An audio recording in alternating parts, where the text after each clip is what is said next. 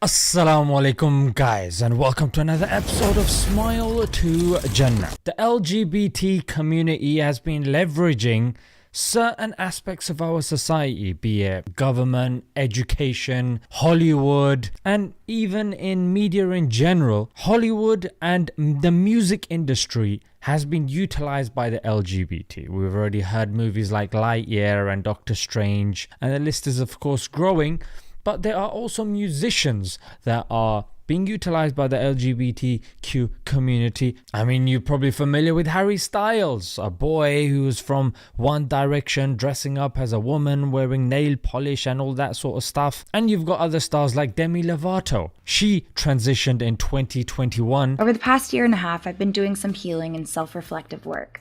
And through this work, I've had the revelation that I identify as non-binary. And it should be mentioned that prior to transitioning, she was suffering from mental health illnesses as well. You've made contact. I have made contact. I have made contact by looking up and seeing things in the sky. Some fans also said that they were having a hard time believing that Demi was truly non-binary, simply because Demi apparently has a habit of taking on the traits of whomever they hang out with. It just so happened that they revealed they were non-binary when they were hanging out a lot with non-binary writer and performer Alec Minnen. But now in 2022, in a Spout podcast, she said the following. I've actually adopted the pronouns of she, her again. Recently, I've been feeling more feminine. Now for this individual, detransitioning is easy. She's got money, she's got access to the best healthcare, she's got the best minds around her because, of course, money, fame, notoriety.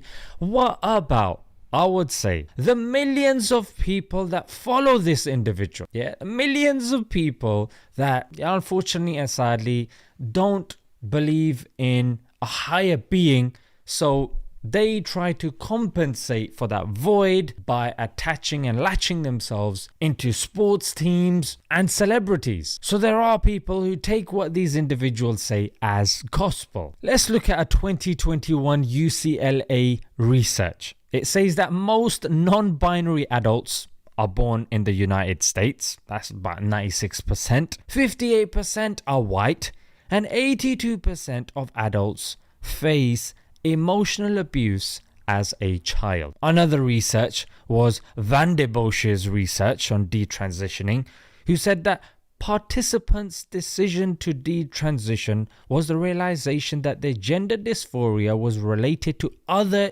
issues. So as is the case that's made by the LGBTQ community, that transitioning will help their gender dysphoria. Well, this is not completely accurate because we're seeing that that's not always the case. And this is something that is very, very interesting. Only 13%, yes, 13% received help from LGBT organizations to detransition compared to 51% when they actually transition. So the community is only there for people that conform to their ideals. Now, this 2011 study by Thomas Stinsma states that gender identity can be influenced by your surroundings and the people and the friendships and the groups that are around you. So if you're constantly around LGBTQ people, you constantly, involved in their thing, you're watching their videos, it is gonna have an effect.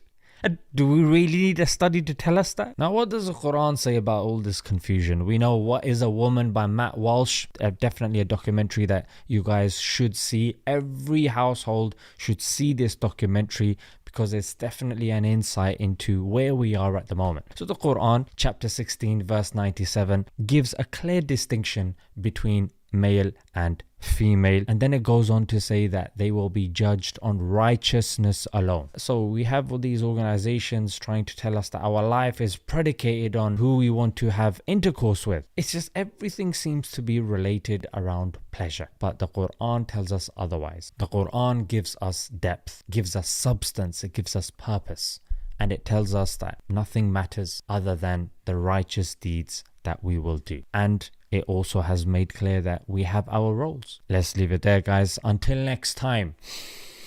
Assalamu alaikum.